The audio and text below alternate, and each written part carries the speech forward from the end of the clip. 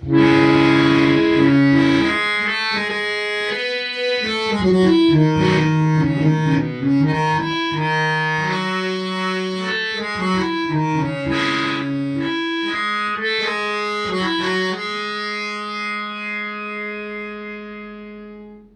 ਯਸੂ ਦੇ ਵਿੱਚ ਤੁਹਾਡੀ ਸਲਾਮਤੀ ਹੋਵੇ ਤੇ ਅਸੀਂ ਤੁਹਾਨੂੰ ਯਸੂ ਦੀ ਜ਼ਿੰਦਗੀ ਇਤਵਾਰ ਦਾ ਬਾਈਬਲ ਸਟੱਡੀ ਪ੍ਰੋਗਰਾਮ ਪੰਜਾਬੀ ਬਜ਼ਰੀਆ JCDC ਪ੍ਰੋਡਕਸ਼ਨ ਵਿੱਚ ਖੁਸ਼ਾਮਦੀਦ ਕਹਿੰਦੇ ਹਾਂ।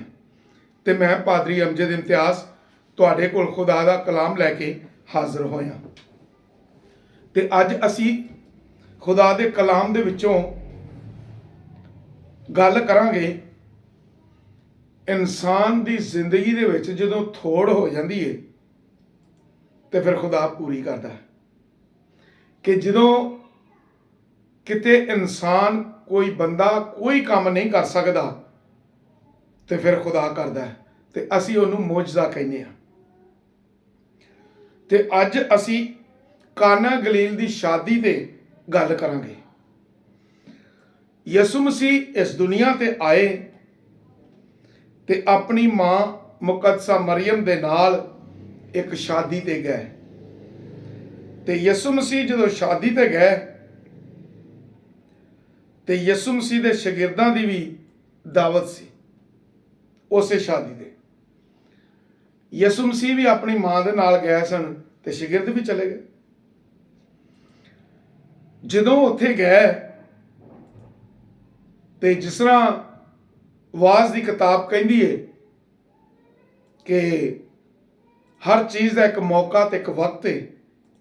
ਇਹ ਖੁਸ਼ੀ ਦਾ ਮੌਕਾ ਸੀ ਤੇ ਵਿਆਹ ਦਾ ਮੌਕਾ ਸੀ। ਤੇ ਵਿਆਹ ਤੇ ਗਏ ਨੇ ਤੇ ਅੱਜ ਕੱਲ ਜਿਵੇਂ ਸ਼ਰਬਤ ਪਿਲਾਏ ਜਾਂਦੇ ਨੇ, ਕੋਲਡ ਡਰਿੰਕ ਦਿੱਤੀਆਂ ਜਾਂਦੀਆਂ ਨੇ, ਉਦੋਂ ਮਿੱਠੇ ਦੇ ਵਿੱਚ ਅੰਗੂਰਾਂ ਦਾ ਰਸ ਦਿੱਤਾ ਜਾਂਦਾ ਸੀ ਜਿਹਨੂੰ ਮਹਿ ਕਿਹਾ ਜਾਂਦਾ। ਤੇ ਬਾਈਬਲ ਦੱਸਦੀ ਹੈ ਕਿ ਯਿਸੂ ਮਸੀਹ ਸ਼ਾਦੀ ਦੇ ਵਿੱਚ ਮਸਰੂਫ ਨੇ ਤੇ ਯਿਸੂ ਦੇ ਕੋਲ ਮੁਕੱਦਸਾ ਮਰੀਮ ਆ ਕੇ ਆਂਦੀ ਏ, ਇਹਨਾਂ ਦੀ ਮਹਿ ਮੁੱਕ ਗਈ ਏ ਤੇ ਹਾਲੀ ਪ੍ਰਾਹੁਣੇ ਹੈਗੇ ਨੇ ਤੇ ਤੂੰ ਕੁਝ ਕਰ। ਯਿਸੂ ਮਸੀਹ ਕਹਿੰਦੇ ਨੇ ਕਿ ਹਾਲੀ ਮੇਰਾ ਵਕਤ ਨਹੀਂ ਆਇਆ, ਯਾਨੀ ਮੇਰਾ ਹਾਲੀ ਕੰਮ ਕਰਨ ਦਾ ਵਕਤ ਨਹੀਂ, ਹਾਲੇ ਤੇ ਮੈਂ ਪਹੁੰਚ ਆਇਆ ਵਾਂ। ਲੇਕਿਨ ਯਿਸੂ ਮਸੀਹ ਦੇ ਇਹ ਲਫ਼ਜ਼ ਹਨ ਕਿ ਹਾਲੀ ਮੇਰਾ ਵਕਤ ਨਹੀਂ ਆਇਆ, ਹਾਲੀ ਮੇਰਾ ਵੇਲਾ ਨਹੀਂ ਗਾ। ਲੇਕਿਨ ਮਾਂ ਨੇ ਕੀ ਆਖਿਆ, ਜਿਹੜੇ ਕੰਮ ਕਰਨ ਵਾਲੇ ਸਨ ਉਹਨਾਂ ਨੂੰ ਆਂਦੀ ਹੈ ਕਿ ਜੋ ਕੁਝ ਆ ਤੁਹਾਨੂੰ ਆਂਦਾ ਨਾ ਉਹ ਕਰੋ।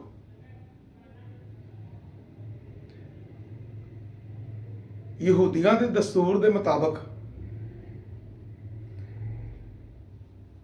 ਪੱਥਰ ਦੇ 6 ਮਟਕੇ ਰੱਖੇ ਜਾਂਦੇ ਹਨ, 6 ਘੜੇ ਵੱਡੇ ਜਿਹੜੇ ਪੱਥਰ ਦੇ ਬਣੇ ਹੁੰਦੇ ਹਨ ਤੇ ਉਹਨਾਂ ਦੇ ਵਿੱਚ 2-2 3-3 ਮਣ ਦੀ ਗੁੰਜਾਇਸ਼ ਹੁੰਦੀ ਸੀ। ਤੇ ਬਾਈਬਲ ਕਹਿੰਦੀ ਹੈ ਕਿ ਉਹਦੇ ਵਿੱਚ ਜਦੋਂ ਪਹਿਲੋਂ ਬਣਾਈ ਤੇ ਉਹ ਮੁੱਕ ਗਈ ਤੇ ਯਿਸੂ ਮਸੀਹ ਨੂੰ ਆਖਿਆ ਗਿਆ ਕਿ ਤੂੰ ਕੋਈ ਕਰ। ਯਿਸੂ ਨੇ ਕਿਹਾ ਕਿ ਇਹਨਾਂ 'ਚ ਪਾਣੀ ਭਰੋ। ਯਿਸੂ ਨੇ ਕਿਹਾ ਨਾ, ਜਿਹੜੇ ਕੰਮ ਕਰਨ ਵਾਲੇ ਉਹਨਾਂ ਨੂੰ ਕਿਹਾ ਇਹ 'ਚ ਪਾਣੀ ਭਰ ਦਿਓ। ਹੁਣ ਪਾਣੀ ਤੇ ਭਰਿਆ ਗਿਆ, ਸਾਰਿਆਂ ਨੂੰ ਪਤਾ ਪਾਣੀ। ਤੇ ਜਦੋਂ ਪਾਣੀ ਭਰ ਦਿੱਤਾ ਨਾ ਤੇ ਯਿਸੂ ਨੇ ਕਿਹਾ ਇੰਜ ਕਰੋ, ਹੁਣ ਇਹਦੇ ਚੋਂ ਕੱਢੋ, ਹੁਣ ਇਹਦੇ ਚੋਂ ਕੱਢੋ ਤੇ ਪਿਲਾਓ ਸਾਰਿਆਂ ਨੂੰ। ਉਹ ਜਿਹੜੇ ਨੌਕਰ ਸਨ ਨਾ, ਜਿਹੜੇ ਕੰਮ ਕਰਨ ਵਾਲੇ ਸਨ, ਜਿਹੜੇ ਵਿਆਹਾਂ ਸ਼ਾਦੀਆਂ ਤੇ ਮੁੰਡੇ ਕੰਮ ਕਰਦੇ ਨੇ, ਉਹ ਆਂਦੇ ਨੇ ਪਾਣੀ ਪਿਲਾਈਏ, ਅਸੀਂ ਤਾਂ ਪਾਣੀ ਭਰਿਆ। ਲੇਕਿਨ ਯਿਸੂ ਮਸੀਹ ਆਂਦੇ ਨੇ ਕਿ ਤੁਸੀਂ ਇਹ ਕੱਢ ਕੇ ਤੇ ਪਿਆਓ। ਯਿਸੂ ਮਸੀਹ ਇਹ ਜਾਣ ਗਏ ਸਨ, ਮੁਕੱਦਸਾ ਮਰੀਮ ਨੇ ਦੱਸ ਛੜਿਆ ਸੀ ਕਿ ਸ਼ਾਦੀ ਤੇ ਅਸੀਂ ਆਏ ਆ, ਇਹਨਾਂ ਦੀ ਮੈਂ ਖਤਮ ਹੋ ਗਈ ਏ ਤੇ ਹੁਣ ਇਹਨਾਂ ਦੀ ਬੇਇੱਜ਼ਤੀ ਹੋਣੀ ਹੈ। ਕਿੰਨੇ ਲੋਕ ਰਹਿ ਗਏ ਨੇ ਤੇ ਲੋਕ ਗੱਲਾਂ ਕਰਨਗੇ ਤੇ ਬੇਇੱਜ਼ਤੀਆਂ ਕਰਨਗੇ ਕਿ ਸ਼ਾਦੀ ਤੇ ਬੁਲਾ ਲਿਆ ਤੇ ਸਾਨੂੰ ਖਵਾਇਆ ਪਿਆ ਕੋਈ ਨਹੀਂ। ਯਿਸੂ ਮਸੀਹ ਆਂਦੇ ਨੇ ਅੱਛਾ, ਤੇ ਜਦੋਂ ਪਾਣੀ ਭਰਵਾਤਾ ਤੇ ਕੱਢਦਾ, ਯਿਸੂ ਮਸੀਹ ਆਂਦੇ ਨੇ ਕੱਢ ਕੇ ਇਹਨੂੰ ਪਿਆਓ। ਤੇ ਜਦੋਂ ਕੱਢ ਕੇ ਪਿਆਣ ਲੱਗੇ ਨਾ, ਤੇ ਜਿਹੜਾ ਸੀ ਨਾ ਮੀਰ, ਬਾਈਬਲ ਕਹਿੰਦੀ ਮੀਰ ਮਜਲਸ, ਕਿ ਜਿਹੜਾ ਮਮਾਨੇ ਖਸੂਸੀ ਸੀ ਉਹਨੇ ਹਾਲੀ ਪੀਣੀ ਸੀ, ਉਹਦੇ ਕੋਲ ਮੈਂ ਲੈ ਕੇ ਗਏ ਤੇ ਉਹਨੇ ਜਦੋਂ ਚੱਖੀ ਤੇ ਉਹਨੇ ਆਖਿਆ ਏਡੀ ਚੰਗੀ, ਇਹ ਤੁਸੀਂ ਕਿੱਥੇ ਛੁਪਾਈ ਹੋਈ ਸੀ? ਲੇਕਿਨ ਯਿਸੂ ਮਸੀਹ ਨੇ ਪਾਣੀ ਨੂੰ ਮੈਂ ਬਣਾ ਕੇ ਲੋਕਾਂ ਨੂੰ ਪਿਆ ਕੇ ਉਸ ਘਰ ਦੀ ਇੱਜ਼ਤ ਰੱਖ ਲਈ, ਉਸ ਦੂल्हे ਦੀ ਇੱਜ਼ਤ ਰੱਖ ਲਈ। ਖੁਦਾ ਸਾਡਾ ਖੁਦਾਵੰਦ ਯਿਸੂ ਮਸੀਹ ਲੋਕਾਂ ਦੀ ਇੱਜ਼ਤ ਰੱਖਣ ਵਾਲਾ ਹੈ, ਬੇਇੱਜ਼ਤੀਆਂ ਨਹੀਂ ਹੋਣ ਦਿੰਦਾ। ਕਿ ਜਿੱਥੇ ਉਹਨਾਂ ਕੋਲ ਪੈਸੇ ਵੀ ਕੋਈ ਨਹੀਂ, ਨਾ ਤਿਆਰ ਹੋ ਸਕਦੀ ਏ, ਕੋਈ ਕੰਮ ਨਹੀਂ ਕਰ ਸਕਦਾ, ਉੱਥੇ ਯਿਸੂ ਮਸੀਹ ਨੇ ਆ ਕੇ ਕੰਮ ਕਰ ਦਿੱਤਾ। ਤੇ ਮੇਰੇ ਭਰਾਓ, ਮੇਰੀ ਭੈਣੋ, ਜ਼ਰਾ ਗੌਰ ਨਾਲ ਸੁਣ ਲਓ। ਅਸੀਂ ਵਿਆਹਾਂ ਸ਼ਾਦੀਆਂ ਤੇ ਅਕਸਰ ਖੁਦਾ ਨੂੰ ਯਾਦ ਹੀ ਨਹੀਂ ਕਰਦੇ। ਦੁਆ ਕਰ ਲਈ, ਚਲੋ ਠੀਕ ਹੈ, ਬਸ ਖੁਦਾਵੰਦ ਦਾ ਸਹੀ ਕਰੀ, ਬਸ ਖੁਦਾ ਕਰੇ ਚੰਗਾ ਚੰਗਾ ਹੋ ਜਾਏ, ਲੇਕਿਨ ਕਰਨੇ ਆਪਣੇ ਹਿਸਾਬ ਨਾਲ। ਹਮੇਸ਼ਾ ਖੁਦਾ ਨੂੰ ਪੂਰਾ ਪੂਰਾ ਮੌਕਾ ਦੇਣਾ ਚਾਹੀਦਾ ਹੈ। ਇੱਥੇ ਪੂਰਾ ਮੌਕਾ ਦਿੱਤਾ ਗਿਆ ਕਿ ਹੁਣ ਅਸੀਂ ਕੁਝ ਨਹੀਂ ਕਰ ਸਕਦੇ, ਯਿਸੂ ਮਸੀਹ ਤੂੰ ਹੀ ਕਰਨਾ ਹੈ। ਤੇ ਯਿਸੂ ਮਸੀਹ ਨੇ ਪਾਣੀ ਨੂੰ ਮੈਂ ਬਣਾ ਕੇ ਤੇ ਜਦੋਂ ਪਿਆਈ,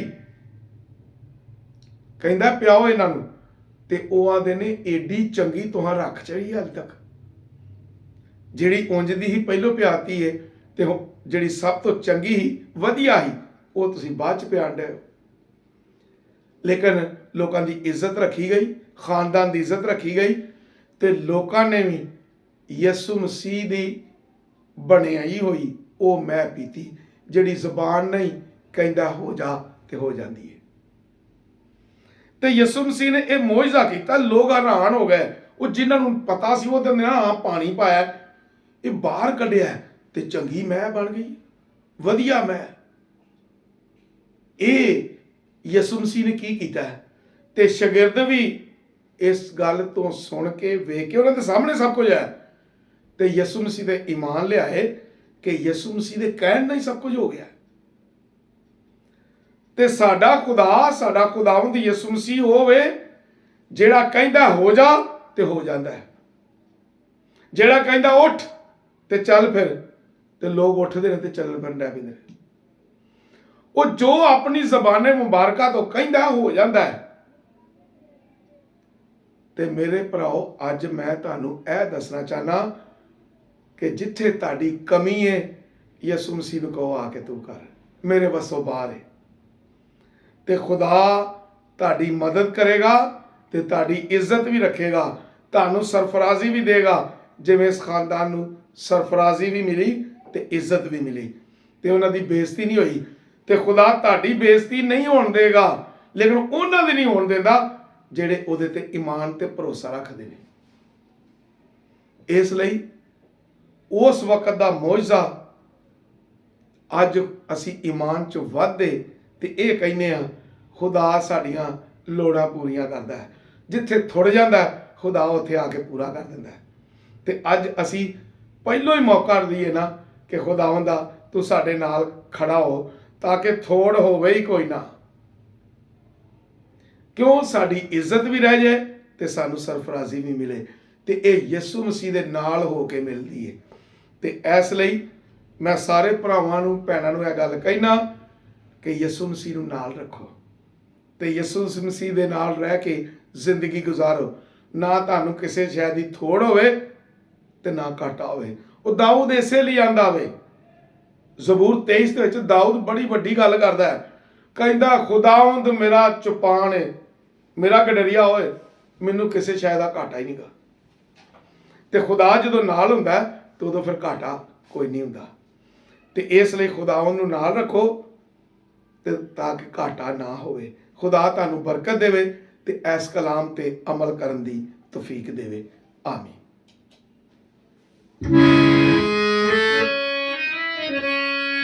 Thank you.